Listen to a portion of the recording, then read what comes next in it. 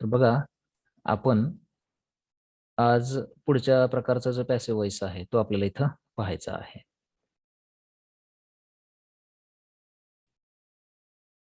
काल आपण passive voice, active व्हॉइसच्या basic गोष्टी आणि त्यानंतर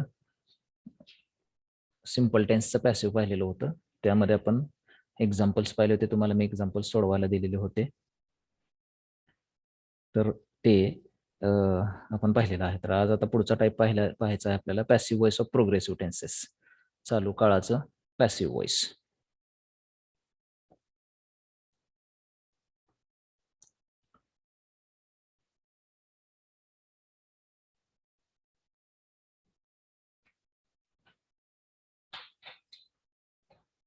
तर ते आपण इथं पाहायचं आहे. तुमच्यासाठी आता नोटीस आहे एक, लेट जॉईन करणाऱ्यांसाठी 10:05 नंतर तुम्हाला लेक्चरमध्ये घेतलं जाणार नाही. कारण आपण रोज तुम्हाला मेसेज टाकतोय, लगेच लेक्चर जॉईन करा, 9:45ला लिंक टाकतोय, परंतु तुम्हाला त्याचा सिरियसनेस कळत नाहीये. त्यामुळे आता इथून पुढं 10:05 नंतर कोणाला एंट्री दिली जाणार नाही, हे लक्षात ठेवायचं आता. कारण तुम्हाला मनाला येईल तेव्हा जॉईन होताय, मनाला येईल तेव्हा बाहेर पडताय. त्यामुळे आता वेटिंग रूम जी आहे ती इनेबल करून ठेवली जाईल. काही जणांनी आता एक्सपिरियन्स केला असेल की वेटिंग रूम इनेबल असल्यामुळे तुम्हाला डायरेक्ट जॉईन करता येत नव्हतं. आता वेटिंग रूम इनेबल केलेली आहे, त्यामुळे इथं मी ऍडमिट केल्याशिवाय तुम्हाला आत येता येणार नाही इथून पुढं. त्यामुळे वेळेवर जॉईन व्हायचं आणि वेळेवरती तुम्ही लेक्चर जे आहे ते ज्यावेळी संपते त्यावेळी सोडायचं आहे. आणि जर तुम्ही जॉईन करायला जर लेट करत असाल तर मात्र तुम्हाला तसंच बाहेर ठेवलं जाईल. एखादं लेक्चर बुडलं तरी चालेल, कारण तुम्हाला त्याचा सिरियसनेस कळत नाहीये. शिक्षक वेळेवरती येत आहेत, लिंक टाकतायत, तुम्हाला लवकर जॉईन करायला सांगतायत, तरी पण तुम्ही होत नाहीयेत जॉईन.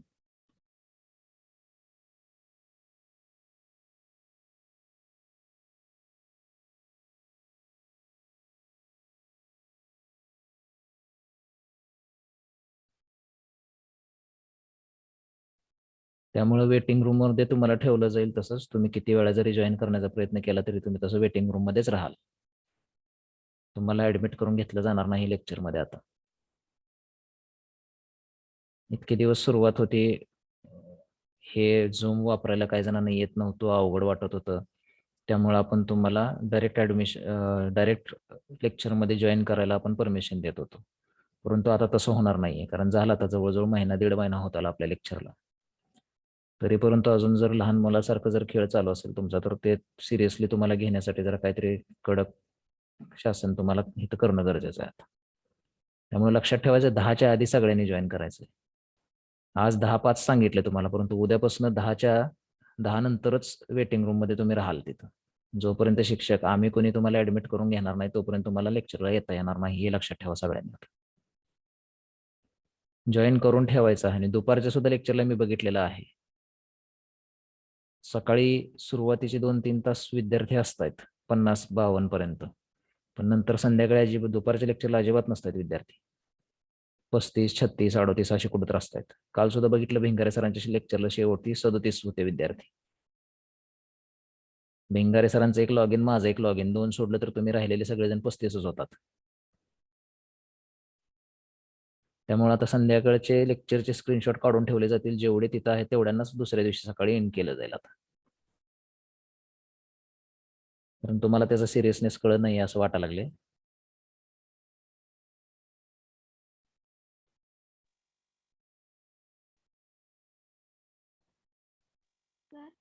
बोला. फॉर्म कधी भरायचं? नोटीस येईल ग्रुपवरती, नोटीसकडे लक्ष ठेवायचं सगळ्यांनी. Okay sir.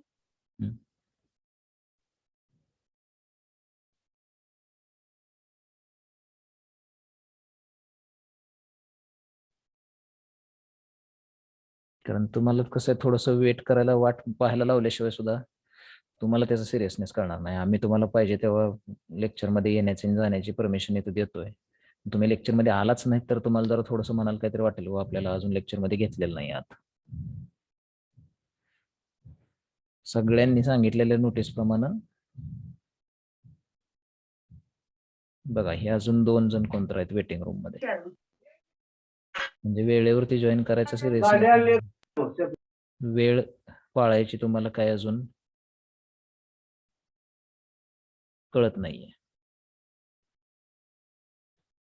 त्यामुळे इथून पुढे आता असंच वेटिंग रूम एनेबल करून ठेवली जाईल, तिथं तुम्हाला वाट बघायला लावली जाईल आता तुम्ही वेळेत जॉईन नाही झाला तर बघा प्रोग्रेसिव्ह टेन्सचं पॅसिव्ह वॉइस आपल्याला पाहायचं आहे. चालू काळांचं पॅसिव्ह वॉइस कसं करतात. साध्या काळांचं पॅसिव्ह वॉइस करताना आपण लक्षात ठेवा, परत एकदा नियम रिपीट करतोय. सब्जेक्ट आणि व्हर ऑब्जेक्ट जो आहे तो शोधायचा, वाक्याचा काळ कोणता आहे तो पाहायचा आहे. त्यानंतर मिळालेल्या ऑब्जेक्टनं वाक्याची सुरुवात करायची आहे आणि त्या ऑब्जेक्टच्या वचनानुसार आणि वाक्याच्या काळानुसार पुढं योग्य ते सहाय्यकारी क्रियापद वापरायचं आहे. ऑब्जेक्ट जर एकवचनी असेल आणि साधा वर्तमान काळ असेल तर एम इज आर पैकी इज हे वापरायचं आहे. आय या कर्त्यासाठी एम वापरलं जातं, इतर अनेकवचनी कर्त्यासाठी आर वापरलं जातं. त्यानंतर क्रियापदाचं तिसरं रूप लिहून बाय हे प्रिपोजिशन लिहून कर्त्याची द्वितीय लिहायची आहे. साधा भूतकाळ जर असेल तर वॉज वेअर पैकी एक सहाय्यकारी क्रियापद, एकवचनीसाठी वॉज, अनेकवचनीसाठी वेअर. त्यानंतर मुख्य क्रियापदाचं तिसरं रूप लिहून बाय हे प्रिपोजिशन लिहून कर्त्याची द्वितीय लिहायची आहे. आणि साध्या भविष्यकाळाचं पॅसिव्ह करायचं असल्यास शॅल बी किंवा विल बी वापरायचं आहे सहाय्यकारी क्रियापद. आणि त्यानंतर मुख्य क्रियापदाचं तिसरं रूप लिहून बाय हे प्रिपोजिशन लिहून कर्त्याची द्वितीय. हे झालं साध्या काळांसाठीचं. आता हे स्क्रीनवरती असे अनोटेशन्स करू नका चालू, हे दरवेळी मला बंद करावं लागतं.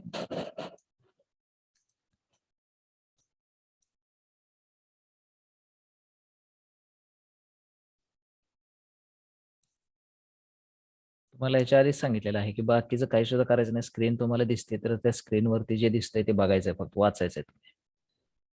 तर प्रोग्रेसिव्ह टेन्सेसचं पॅसिव्ह वॉइस करत असताना सुद्धा नियम तेच आहेत, फक्त सहाय्यकारी क्रियापदामध्ये बदल आहे थोडासा, तर तो आपल्याला बघायचा आहे. तर सुरुवातीचा पहिला नियम जो आहे तो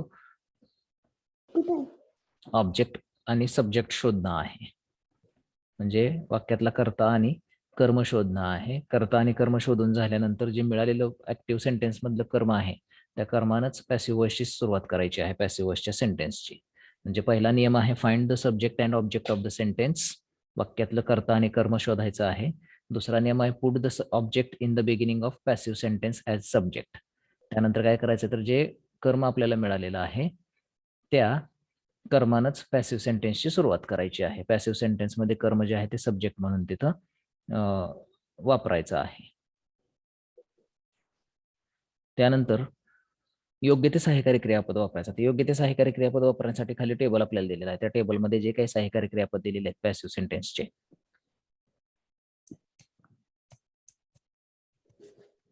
तिथं आपण काळ दिलेला आहे, त्या काळाचं ऍक्टिव्ह क्रियापद कसं असतं ते दिलेलं आहे आणि त्याच्यानंतर त्याचं पॅसिव्ह क्रियापद कसं करायचं हे दिलेलं आहे. तर ते त्या काळानुसार योग्य ते सहाय्यकारी क्रियापद तिथं वापरायचं आहे. तर प्रोग्रेसिव्ह प्रेझेंट टेन्स चालू वर्तमान काळ जो आहे त्याच्यामध्ये एम इज आर आणि क्रियापदाला एनजी प्रत्यय वापरलेला असतो. त्याचं पॅसिव्ह करत असताना एम इज आर हेच यापैकी एकच सहाय्यकारी क्रियापद वापरायचं आहे. प्लस मुख्य क्रियापदाचा आयएनजी प्रत्यय जो आहे तो बी या शब्दाला लावायचा आहे आणि ते सहाय्यकारी क्रियापदानंतर लिहायचं आहे. म्हणजे am is are plus being BEING हे लिहायचं आहे आणि त्यानंतर मुख्य क्रियापदाचं तिसरं रूप लिहायचं आहे.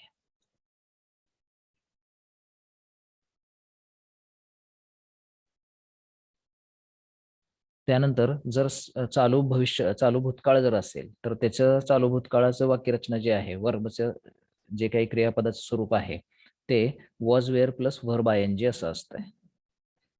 Was were plus verb ING असं असते. त्याचं पॅसिव्ह करत असताना सुद्धा काय करायचं आहे, वॉज वेअरचाच वापर करायचा आहे सहाय्यकारी क्रियापद म्हणून. परंतु मुख्य क्रियापदाचं जे ING प्रत्यय आहे तो बी या शब्दाला लावायचा आणि ते सहाय्यकारी क्रियापदानंतर लिहायचं आहे. त्यानंतर मुख्य क्रियापदाचं तिसरं रूप लिहायचं आहे. चालू भूतकाळाचं मात्र कसं आहे बघा, शाल बी, विल बी आणि व्हर्ब ING वापरलं जातं. व्याकरणदृष्ट्या चालू भविष्य काळाचं पॅसिव्ह आपल्याला करता येतं, परंतु ते वापरत नसल्यामुळे आपण ते अभ्यासणार नाही आहोत. म्हणजे चालू काळाचे दोनच काळ आहेत, चालू काळामधल्या दोनच काळांचं पॅसिव्ह जे आहे ते आपल्याला इथं शिकायचं आहे, ते म्हणजे चालू वर्तमान काळ आणि चालू भूतकाळ. तर चालू वर्तमान काळाचं पॅसिव्ह करत असताना am is are plus being plus क्रियापदाचं तिसरं रूप हे वापरायचं आहे. वॉज वेअर हे चालू भूतकाळामध्ये वापरायचं आहे, was were plus being plus क्रियापदाचं तिसरं रूप.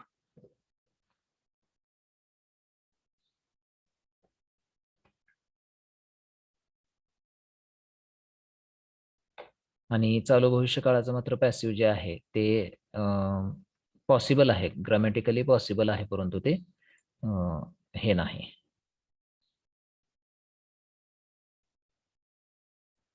आपल्याला वापरात नसल्यामुळे आपण ते अभ्यासणार नाही आहोत. जे आता लेट जॉईन झालेले आहेत लक्षात ठेवायचं, आजच्या दिवस तुम्हाला लेक्चरमध्ये इन करून घेण्यात आलेला आहे. बरेच जण होते वेटिंग रूम मध्ये, तुम्ही पडला होतात, तर त्यांच्यासाठी सूचना आहे, उद्यापासून 10 नंतर जॉईन झाला तर जॉईन करून घेतलं जाणार नाही आणि कंटिन्युअस राहायचं आहे सगळ्यांनी.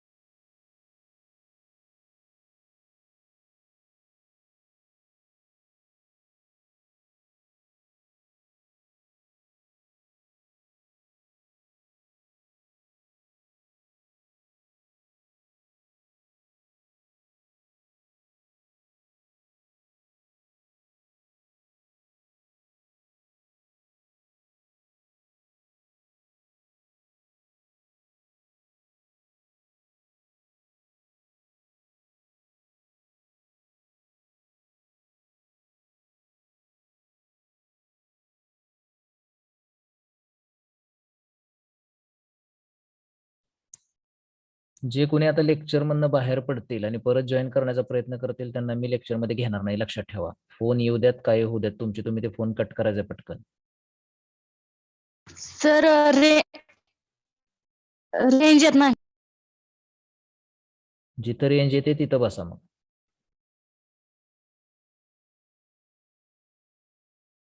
आजचा दिवस आता हे वेटिंग रूम जे आहे ते डिसेबल करतोय मी, परंतु उद्यापासून तुम्हाला वेटिंग रूम शिवाय पर्याय राहणार नाही. 10च्या आधी जॉईन करायचं आणि बरोबर 1 वाजताच बाहेर पडायचं सगळ्यांनी.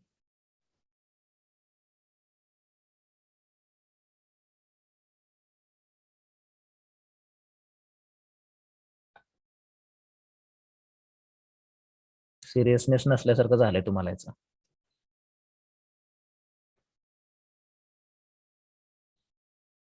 तर चालू काळाचं पॅसिव्ह आपण पाहतोय, त्याच्यामध्ये सब्जेक्ट ऑब्जेक्ट शोधायचा आहे, हा पहिला नियम आहे. दुसरा नियम जो आहे तो मिळालेल्या ऑब्जेक्टनं वाक्याची सुरुवात करायची आहे. त्या ऑब्जेक्टच्या वचनानुसार आणि वाक्याच्या काळानुसार योग्य ते सहाय्यकारी क्रियापद त्याच्या पुढे वापरायचा आहे. जर चालू वर्तमान काळ असेल तर am is are plus being plus क्रियापदाचं तिसरं रूप असं त्याचं पॅसिव्ह करायचं आहे. चालू भूतकाळ जर असेल तर was were plus being plus क्रियापदाचं तिसरं रूप असं त्याचं पॅसिव्ह करायचं आहे. आणि चालू भविष्य काळाचं पॅसिव्ह हे आपल्याला अभ्यासाला नाही, चालू 2च काळाचं पॅसिव्ह जे आहे ते आपल्याला इथं अभ्यासायचं आहे. तर ते सहाय्यकारी क्रियापद आणि मुख्य क्रियापदाचं तिसरं रूप वापरून झाल्यानंतर बाय हे प्रिपोजिशन वापरायचं आहे. जर असेल तर राहिलेला भाग लिहायचा मुख्य क्रियापदाच्या तिसऱ्या रूपानंतर, नसेल तर बाय हे प्रिपोजिशन लिहायचं आणि शेवटी कर्त्याची द्वितीय जी आहे ती लिहायची आहे. जर कर्ता प्रॉपर नाउन असेल तर द्वितीय लिहिण्याची गरज नाही. कर्ता जर हा सर्वनामाच्या स्वरूपामध्ये असेल तर त्याची द्वितीय लिहिणं अतिशय गरजेचं आहे, त्याची द्वितीय करणं गरजेचं आहे. तर त्याचं वाक्यरचना बघा कशी आहे चालू काळाचं पॅसिव्ह करण्याची. पहिला आहे ऑब्जेक्टनं सुरुवात करायची, त्यानंतर वाक्याच्या काळानुसार योग्य ते सहाय्यकारी क्रियापद वापरायचं. चालू वर्तमान काळ असेल तर एम इज आर पैकी एक, आय हा करता आलेला असेल तर एम वापरा, एकवचनी करता आलेला असेल तर इज वापरा आणि अनेकवचनी असेल तर आर वापरा. त्यानंतर B E I N G being हा शब्द लिहायचा आहे. मुख्य क्रियापदाला जो आय एन जी प्रत्यय असतो चालू काळामध्ये तो बी या शब्दाला लावायचा आहे आणि राहिलेलं जे मुख्य क्रियापद आहे ते त्याचं तिसरं रूप करायचं आहे. त्यानंतर बाय हे प्रिपोजिशन लिहा आणि सगळ्यात शेवटी सब्जेक्ट लिहायचा. आता हा सब्जेक्ट आणि ऑब्जेक्ट याची पोझिशन चेंज करताना काय करायचं आहे, तर इथं ऑब्जेक्ट जर आलेला असेल सब्जेक्ट पोझिशनला तर हे कर्त्याच्या स्वरूपात लिहायचं आहे आणि सब्जेक्ट हे शेवटी आपण ठेवतो ते द्वितीयच्या स्वरूपात लिहायचं आहे. म्हणजे यांच्या जागा ज्यावेळी इकडून तिकडं चेंज होतात त्यावेळी काय करायचं आहे, तर त्यांचे जी काही रूपं आहेत ती बदलायची आहेत. सब्जेक्ट शेवटी गेला तर त्याला ऑब्जेक्टच्या स्वरूपात लिहायचं आहे आणि ऑब्जेक्ट सुरुवातीला आले असेल तर त्याला सब्जेक्टच्या स्वरूपात लिहायचं आहे. हे तिथे एक नियम हा लक्षात ठेवायचा आहे. लक्षात आलं? हो सर. तर आता आपल्याला याचं पॅसिव्ह सेंटेन्सेस जे आहेत ते एक्झाम्पल्स इथं पाहायचे आहेत. तर पहिलं क्रिकेटचं एक्झाम्पल आहे आपलं, तेच एक्झाम्पल आपण इथं कंटिन्यू केलंय जे सिम्पल टेन्सला वापरलेलं होतं. आय एम प्लेइंग क्रिकेट असं वाक्य आहे आणि एम प्लेइंग, आता यातला एम जो आहे हा चालू हे वर्तमान काळासाठी वापरलेला आहे आणि आयएनजी प्रत्यय जो आहे मुख्य क्रियापदाला तो चालू काळासाठी वापरलेला आहे. तुम्ही क्रियापदाच्या स्वरूपावरून सांगू शकता क्रियापद वाक्यात काळ कोणता आहे. फक्त तुम्हाला सहाय्यकारी क्रियापद आणि मुख्य क्रियापद याच्याकडे लक्ष द्यायचं आहे. जर क्रियापदाला एस प्रत्यय असेल मुख्य क्रियापदाला तर तो साधा वर्तमान काळ असतो. क्रियापदाचं दुसरं रूप असेल तर तो साधा भूतकाळ असतो. क्रियापदाच्या मुख्य रूपाच्या अगोदर जर शाल किंवा विल आलेला असेल तर तो साधा भविष्यकाळ असतो. क्रियापदाच्या रूपामध्ये एम इज आर पैकी एक सहाय्यकारी क्रियापद आणि मुख्य क्रियापदाला आयएनजी असेल तर तो चालू वर्तमान काळ असतो. तर इथं पहिल्या वाक्यात चालू वर्तमान काळ आहे आय एम प्लेइंग क्रिकेट. आपल्याला दिलेले नियम आहेत त्याच्यानुसार आपल्याला कर्ता आणि कर्म शोधायचं आहे. हु इज प्लेइंग क्रिकेट असा जर प्रश्न विचारला तर आय हे उत्तर मिळतं, तो वाक्याचा कर्ता झाला. आणि व्हॉट एम आय प्लेइंग मी काय खेळत आहे असा जर प्रश्न विचारला तर क्रिकेट हा त्याचं उत्तर मिळतं, जे ऑब्जेक्ट आहे. मिळालेले जे ऑब्जेक्ट आहे क्रिकेट या ऑब्जेक्टनं वाक्याची सुरुवात करायची पॅसिव्ह सेंटेन्सची. आता क्रिकेट हे एकवचनीय आहे त्यामुळे आपण तिथं एम इज आर पैकी इज हे सहाय्यकारी क्रियापद घेतलं. त्यानंतर मुख्य क्रियापदाला असणारा जो हा आयएनजी प्रत्यय आहे हा आयएनजी प्रत्यय इथून काढून टाकला आणि बी ला लावला, तिथं बीइंग असं लिहिलं सहाय्यकारी क्रियापद. त्यानंतर राहिलेलं जे प्ले हे मुख्य क्रियापद आहे याचं तिसरं रूप लिहिलं प्लेड. त्यानंतर राहिलेला भाग नसल्यामुळे आपण काय केलं तर बाय हे प्रिपोजिशन तिथे लिहिलं आणि आय या कर्त्याची द्वितीय मी अशी या ठिकाणी आपण लिहिलेली आहे. ही लक्षात आलं. आय एम प्लेइंग क्रिकेट हे चालू वर्तमान काळातलं वाक्य आहे, याचं passive cricket is being played by me अशा स्वरूपात आपण तिथे केलेलं आहे. सेंटेन्स लक्षात आलं हे? हो सर. त्यानंतर पुढचं आहे we are writing letters. We are writing letters हे सुद्धा चालू वर्तमान काळातलंच आहे, कारण इथं आर वापरलेलं आहे. हे चालू वर्तमान काळात वापरलं जातं आणि आयएनजी हे चालू काळासाठी वापरलं जातं. तर हु इज रायटिंग लेटर्स असा जर प्रश्न विचारला तर वी असा प्रश्न आपल्याला तिथं वी असं उत्तर तिथं आपल्याला मिळतं जे सब्जेक्ट आहे. आणि व्हॉट आर वी रायटिंग तर लेटर्स हे उत्तर आपल्याला मिळतं जे ऑब्जेक्ट आहे. तर लेटर्स या शब्दानं वाक्याची सुरुवात केली जे ऍक्टिव्ह सेंटेन्स मधलं ऑब्जेक्ट आहे. त्यानंतर अनेक वचन असल्यामुळे लेटर्स आर हे तिथं वापरलं आपण. त्यानंतर रायटिंगचा आयएनजी हा बी ला जोडला. Letters R being. राईटचं तिसरं रूप रिटर्न लिहिलं आणि बाय हे प्रिपोजिशन लिहून वी ची द्वितीय अस अशी लिहिलेली आहे. लक्षात आलं हे दुसरं वाक्य? हो सर. त्यानंतर तिसरं सेंटेन्स जे आहे शी वॉज स्टडिंग फ्रेंच. तर वॉज हे भूतकाळासाठी वापरलं जातं आणि आयएनजी हे चालूसाठी वापरलं जातं, म्हणजे चालू भूतकाळ आहे या वाक्यामध्ये. आणि त्याच्यामधून त्याचं पॅसिव्ह करत असताना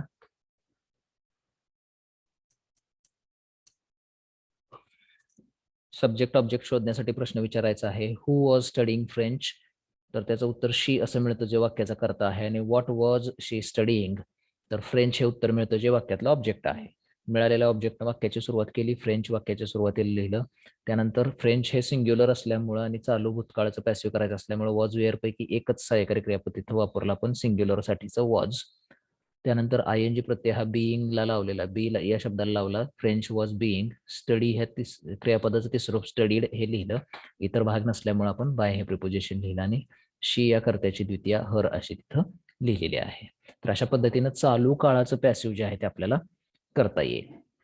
चालू काळ दोनच आहेत त्याचं पॅसिव्ह आपल्याला करता येईल. चालू दोनच काळांचं पॅसिव्ह आपल्याला करता येतं ते म्हणजे चालू वर्तमान काळ आणि चालू भूतकाळ. चालू भविष्य काळाचं पॅसिव्ह जे आहे ते व्याकरण दृष्ट्या शक्य आहे, परंतु ते वापरत नसल्यामुळे आपण ते इथं अभ्यासणार नाही आहोत. तर हे चालू काळाचं पॅसिव्ह लक्षात आलं का सगळ्यांच्या? हो सर. हो सर. तर याची एक एक्सरसाइज तुम्हाला मी आता देईन 5 वाक्य 3-4 वाक्यांची 5 वाक्यांची ती एक्सरसाइज तुम्ही सोडवायची आहे. ते एक्सरसाइज सोडवून झाल्यानंतर आपण पुढचा प्रकार पाहणार आहोत. Okay sir.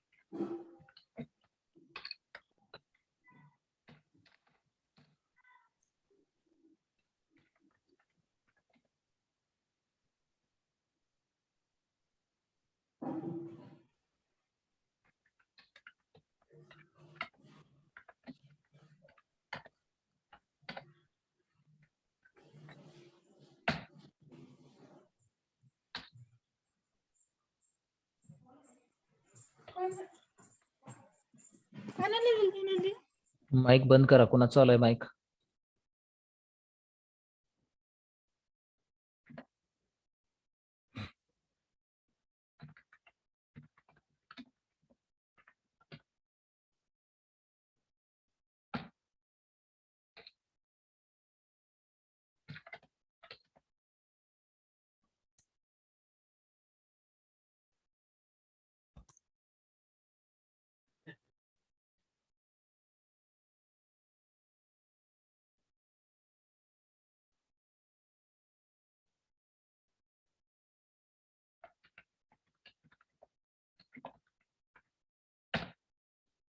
हा, तर ही 6 सेंटेन्सेस आहेत, हे सोडवा.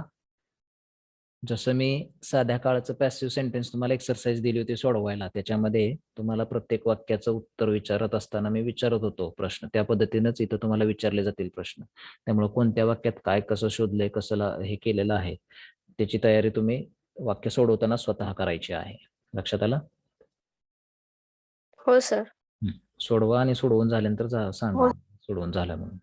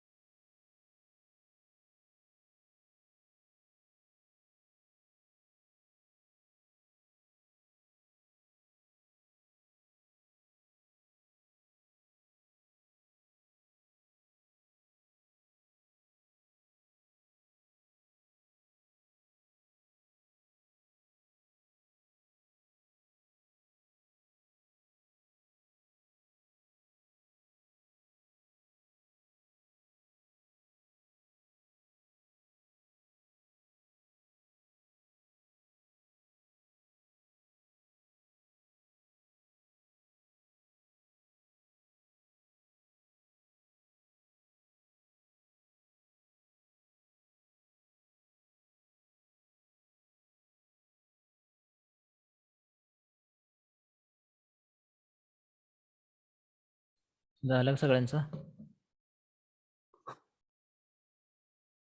झालं का? 10-15 मिनिटं होत आलेत. आवाज येतोय का माझा सगळ्यांना?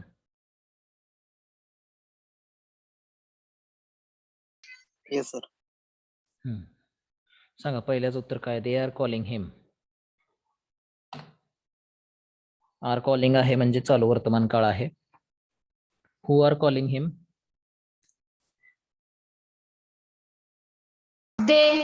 दे सब्जेक्ट मिळाला. Whom are they calling? Him. Him object मिळाला. तर हिम हे ऑब्जेक्ट पोझिशनला आहे. ते सब्जेक्ट पोझिशनला येताना काय होणार? He. ही आर कॉलिंग हिम. आता ही हे एकवचनी आहे त्यामुळे आर तिथं वापरायचं का इज वापरायचा? इज.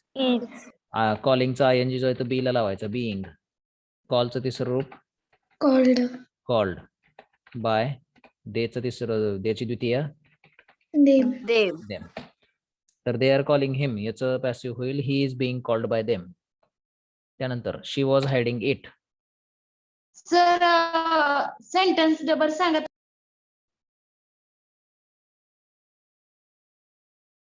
आत्ता तर सांगितलंय.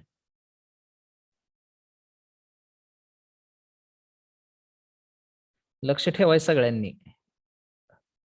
अजून 1 सेकंद सुद्धा झाला नाही सेंटेन्स सांगून लगेच डबल सांगा म्हणजे लक्ष नाहीये किंवा काय तर टेक्निकल अडचण असेल. तुमचा जर मोबाईलचा प्रॉब्लेम असेल आवाजाचा तर थोडंसं एका ठिकाणी कुठं जिथं रेंज चांगली येते तिथं थांबा. मोबाईलचं सिम कार्ड चेंज करा जर त्याला रेंज नसेल चांगली तर, किंवा कोणाच तर वायफाय घ्या मोबाईलला त्याचे रेंज चांगली असेल तर त्या वायफाय वरती कनेक्ट करा.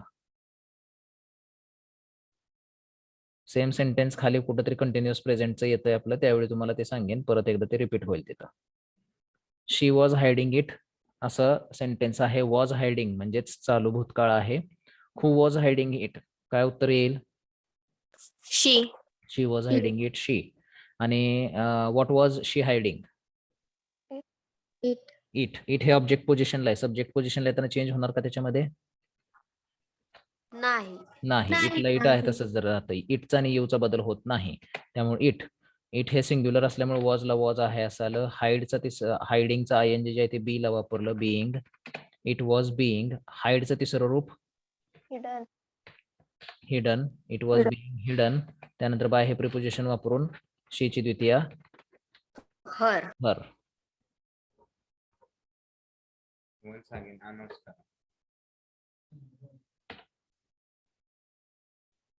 तेलंगी प्रतीक आहेत का? आहे की सर. 10वीचं मार्कशीट एलसीचं काय केलं तुम्ही काल सांगितलेलं? मोरे सरांना कॉल केलता का? सर दिले मोरे सर. मोरे सरांकडे दिलेला आहे. बर. हा सर. आणि जाधव सुकांक्षा सर आज सबमिट करणार आहे. आज मिळालं का तुम्हाला तुमच्या कॉलेज शाळेतून? हो सर. आणलंय का? हो आणलंय. बरं ठीक आहे. आज किती वाजता येणार सबमिट करायला? आज सरांपाशी देणार आहे विशाल सरांपाशी. लावण सरांपाशी का? पण त्यांना त्यांच्याकडे दिला असेल का? कारण ते आले असतील कॉलेजला ऑलरेडी.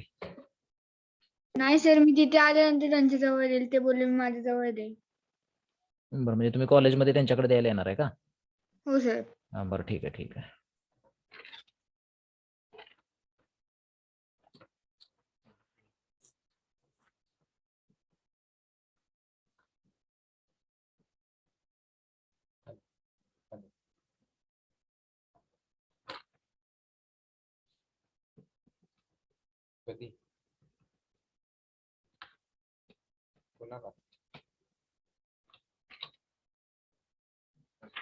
दोनच विद्यार्थी ए डिव्हिजनचे होते. हा आणि प्रगती, कोण आहे? स्वानंद आणि आपले कॉलेज ईबीसी. हा प्रगती स्कॉलरशिप, स्वनाथ स्कॉलरशिप आणि इतर ज्या काही स्कॉलरशिप ईबीसी आहेत त्याचे डॉक्युमेंट सगळ्यांनी गोळा केलेत का? Yes sir. सगळ्यांनी गोळा करायचे. समजा डॉक्युमेंट गोळा केले नाहीत आणि तुम्ही जर परत म्हटलात की सरांनी माझा फॉर्म भरला नाही, तुम्ही डॉक्युमेंट दिल्याशिवाय आम्ही फॉर्म भरू शकत नाही. त्यामुळे त्याची सर्वतोपरी जबाबदारी तुमच्यावरती आहे. आपण आधी सुद्धा तुम्हाला सांगितलेलं आहे.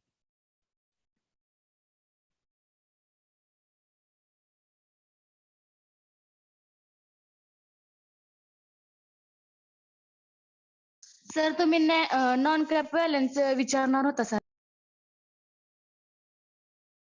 सर हे डॉक्युमेंट्स कधी जमा करायचे कॉलेज?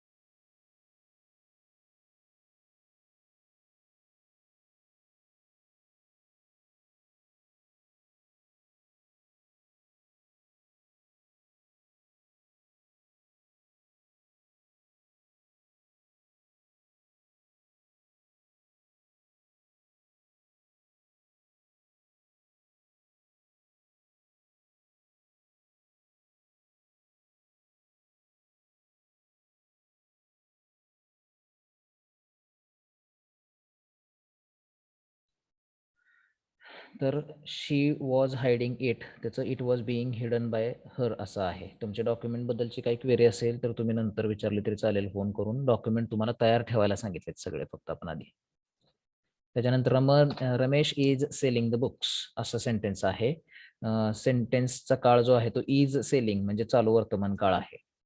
तर who is selling the books, काय उत्तर मिळेल याच्यामध्ये? रमेश. रमेश. आणि Ramesh. What is Ramesh selling? Book. The the books. The books हे उत्तर मिळते. द बुक्स हे ऑब्जेक्ट आहे. The books. आता हे अनेक वचन आहे त्यामुळे आर तिथे येईल. आर येणार. आर. आणि सेलिंगचा ING जो आहे तो बी ला जाईल. Being. The books are being. सेलचं तिसरं रूप sold. The books are being sold. By हे प्रिपोजिशन वापरून रमेशचं नाव आहे तसं. लक्षात आलं? हो सर. हो सर. आता हे वाक्य Geeta is investing her money in SIP. तर who is investing her money in SIP? Geeta. Geeta. Is investing आहे ते म्हणजे चालू वर्तमान काळ आहे. आणि what is Geeta investing? In SIP. What is Geeta investing? Money. Money. Her money असं त्याचा ऑब्जेक्ट येईल पूर्ण. पैसे गुंतवते का तिचे पैसे गुंतवते?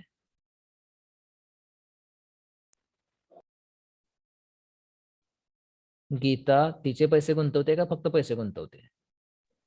तिचे पैसे. तिचे पैसे म्हणजे तिचे पैसे असं डायरेक्ट येईल ना ऑब्जेक्ट पूर्ण. त्यामुळे हर मनी. आता हे आर किंवा इज दोन्हीपैकी एक चालेल. हर मनी इज. इन्व्हेस्टिंगचा ING बी ला वापरायला येईल. बीइंग. आणि इन्व्हेस्टचं तिसरं रूप हर मनी इज बिंग इन्व्हेस्टेड. आणि इन SIP हे ज्यादाचा भाग आहे. लक्षात ठेवा, प्रिपोजिशन लागून आलेला भाग जो आहे तो पूरक भाग असेल वाक्यामध्ये. हे आपण आधी सुद्धा तुम्हाला सांगितलं, पण तुम्ही त्याचा अभ्यास करत नाहीये ह्याच्यावरून दिसतंय. तुम्ही इन SIP ला जर ऑब्जेक्ट म्हणत असाल तर त्याचा अर्थ असा आहे की तुम्ही ऑब्जेक्ट शोधण्यात नापास झालेला आहात आणि तुम्हाला तुम्ही ह्याच्या आधीचा भाग जो आहे प्रिपोजिशनचा तो व्यवस्थित अभ्यासलेला नाही. आधी सुद्धा आपण तुम्हाला सांगितलेलं होतं की इन प्रिपोजिशन हे लागून आलेला पुढचा भाग जो असतो ते नेहमी पूरक भाग असतो. आपण टेन्सेस मध्ये सुद्धा तुम्हाला सांगितलं होतं, पण तुमचं ते पुढचं पाठ मागचं सपाट असं झालेलं दिसतंय थोडंसं. तर her money is being invested in SIP by Geeta असं सेंटेन्स होईल. हे लक्षात आलं?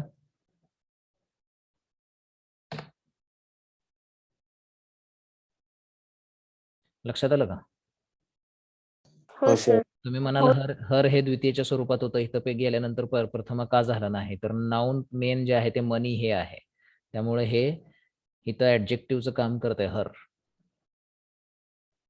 पॉझिटिव्ह प्रोनाउन आहे आणि पॉझिटिव्ह प्रोनाउन जर एखाद्या नाउनला जोडून आलेले असेल तर त्याचं रूप बदलत नाही, हे लक्षात ठेवा. We are planning a trip. We were planning a trip. Were planning म्हणजे चालू भूतकाळ आहे. Who were planning a trip? We. आणि what were we planning? A trip. Trip. उत्तर मिळालं अ ट्रिप. आता वॉज वेअर पैकी एक वापरायचं आहे. ट्रिप हे सिंग्युलर आहे का अनेकवचन आहे? सिंग्युलर. Trip was. ING जो आहे तो बीला वापरायचा. बीइंग. प्लॅनचं तिसरं रूप? प्लॅनचं तिसरं रूप? Planned by us. लास्टचं sentence, he was watching a match. Was watching चालू भूतकाळ आहे. Who was watching a match? He. आणि what was he watching? A match. A match. आता सिंग्युलर असल्यामुळे वॉजला वॉज आहे असं. A match was. वॉचिंगचा ING जे ते बीला वापरायला being. A match was being. वॉचचं तिसरं रूप? वॉचड. Watched by him. अशा पद्धतीने सगळे पॅसिव्ह करता येतील. लक्षात आलंय का? हो सर. येस.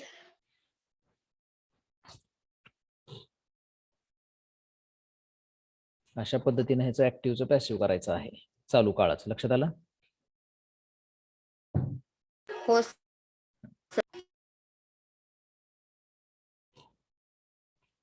आता सगळ्यांनी प्रेझेंटी द्या.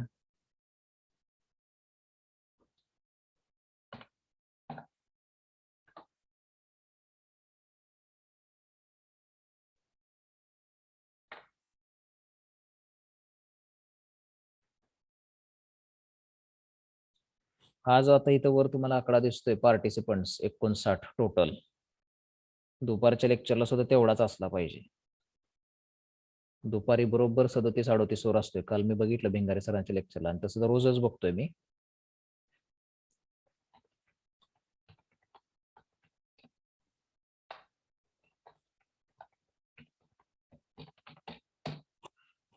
तुम्हाला कॉलेजला येण्या जाण्याचा खर्च नाहीये. जे हॉस्टेलला राहतात त्यांना हॉस्टेलचा सध्या फीचा खर्च नाहीये. त्यामुळं तुम्ही लक्षात ठेवायचं आहे, ते जे तुमचे पैसे वाचलेले आहेत येण्या जाण्यावरती म्हणा किंवा कॉलेजच्या हॉस्टेलला राहण्याचे, त्याचा उपयोग तुम्ही इथं इंटरनेटच्या रिचार्जसाठी करा. असंही जर तुम्ही इथं येऊन राहिला असतात, कॉलेजला ये जा करत असला असतात, तर तुमचं येण्या जाण्यासाठी आणि राहण्यासाठी पैसे खर्च झाले असते. ते पैसे तुमचे वाचलेले आहेत, ते इंटरनेटसाठी वापरा आणि इंटरनेटचं रिचार्ज जादाचं करून घ्या.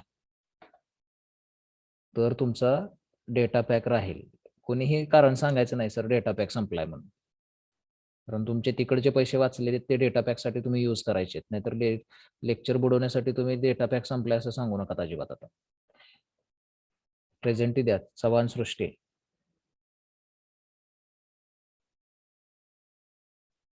आवाज येतोय का माझा सगळ्यांना? Yes. Chavan Srushti. Shelke Srushti. Present sir. Godavale Jyoti. Yes sir. Shelke साक्षी.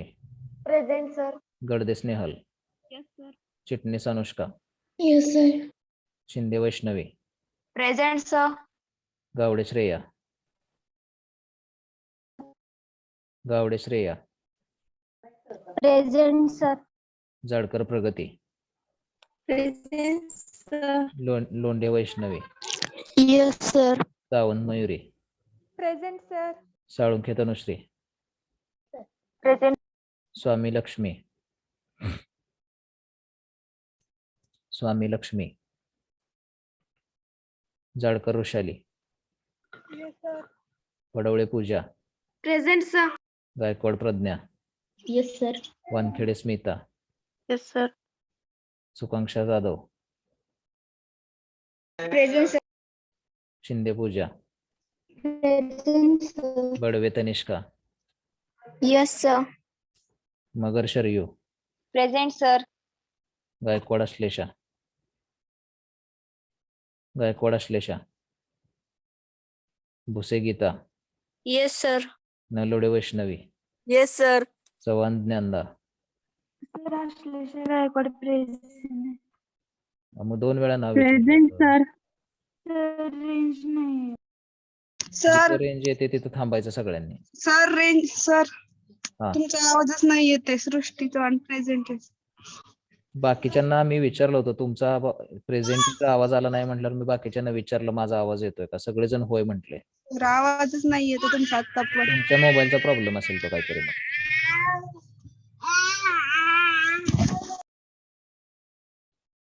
Khilare Shivani. Present sir. Patil Shreyash. Yes sir. Patil काल कुठं होतात? सर आजारी होतो हॉस्पिटलमध्ये. Ghodke Atharva. Atharva Ghodke. Karande Rajvardhan. Yes sir. Kulkarni Chaitanya. Yes sir. Waghmare Prasad. Yes sir. Sarwale Vishwajit. Yes sir. वेळेवर जॉईन करायचं. वाघमारे सरवळे मी बघितलं तर वेटिंग रूम मध्ये होता तुम्ही. पुढे उद्यापासून जॉईन करून घेतलं जाणार नाही. माने उमेश. Yes sir. तुम्ही सुद्धा वेटिंग रूम मध्ये होता. गेळे सूरज. गेळे सूरज. गायकवाड गणेश. आवाज येतोय का सगळ्यांना? कोण आहे? गेळे सूरज आहेत का गायकवाड गणेश? गायकवाड गणेश. वरकुटे वैभव. वरकुटे वैभव.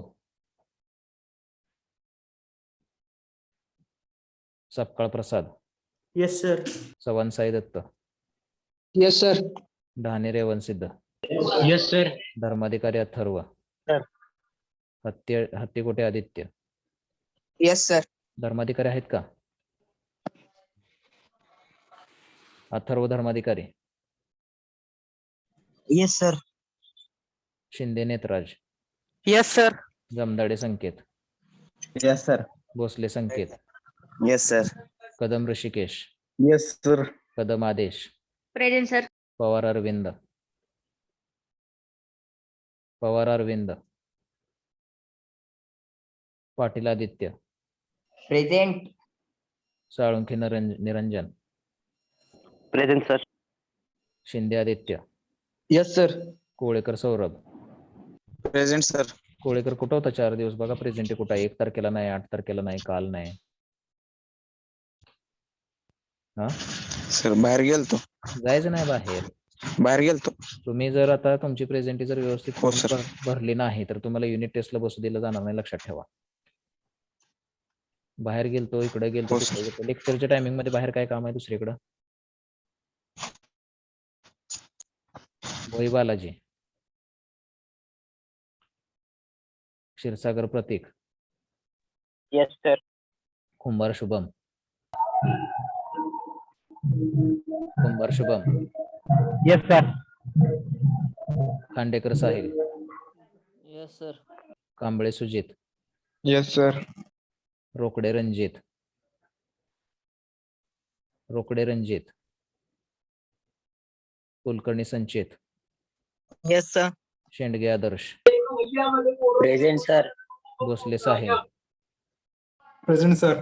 Jagtap Kiran. Telangi Prateek. Telangi Prateek. Present sir. Present sir. Sawant Rajesh. Present sir. Koshti Yash. Yes sir. वेळेवर जॉईन करायचं कोष्टी. तुम्ही पण वेटिंग रूम मध्ये होतात. हो sir. Aman Pathan. Aman Pathan. Sir sir माझी प्रेझेंट मांडली. कोण आहेत? चव्हाण सृष्टी सर. मांडले. ठीक आहे, तर लेक्चर आपलं इथं झालेलं आहे. आजच्या दिवसासाठी इथंच थांबूयात. मी कंटिन्युअसली आता लेक्चर मध्ये असणार आहे. सगळ्यांचं तुमचं बघणार आहे. तुम्ही कोण प्रेझेंट राहताय, कोण ऍबसेंट राहताय, त्यामुळे सगळ्यांनी लक्षात ठेवायचं आता. Hello sir. हा बोला. सर सूरज गे प्रेझेंट मांडा की ते कॉल आलता हो, त्यामुळे नव्हतं. सांगितलंय, नोटीस टाकली मी ग्रुपवरती. कॉल आला कट करून टाकायचा, कॉल उचलायचा नाही अजिबात. जे कोणी कॉल करतात त्यांना सांगायचं कॉल करू नका म्हणायचं. लेक्चर असतात 4:30 दुपारी 1 वाजेपर्यंत कुणाचाही कॉल रिसिव्ह करायचा नाही तुम्ही. हा ते कॉल आलता त्यामुळे काय रिसिव्ह करायचं नाही कॉल, कट करायचं डायरेक्ट. हा लेक्चर चालू आहे, चालतो पण ते कॉल आल्यामुळे त्यात माझ्या खाली 2 नंबरच्या विद्यार्थ्यासंग झाली, पण माझा नंबर पुढे गेलतो. तुम्हाला नोटीस टाकली असते बघा, नोटीस एकदा वाचा ग्रुपवरती. लेक्चर झाल्यानंतर वाचायची 1 वाजता. ठीक आहे. सर अरविंद पवारचे हा अरविंद पवार मगाशी मग विचारलं त्यावेळी कुठे गेलता? सर नेटवर्क नव्हतं. जिथं नेटवर्क येतं तिथं थांबायचं 3 तास. सकाळी 3 तास, दुपारी 2 तास. असं कुठलंही गाव नाही जिथं आता नेटवर्कचा प्रॉब्लेम आहे बऱ्यापैकी.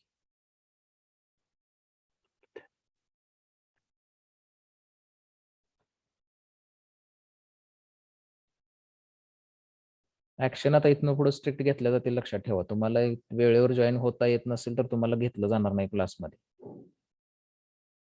महिना 1.5 महिना आपण वाट पाहिली तुम्हाला ह्याची सवय होस तर, व्यवस्थित हे रुटीन लागूस तर. पण आता 1.5 महिन्यानंतर सुद्धा रुटीन लागत नसेल तर अवघड आहे.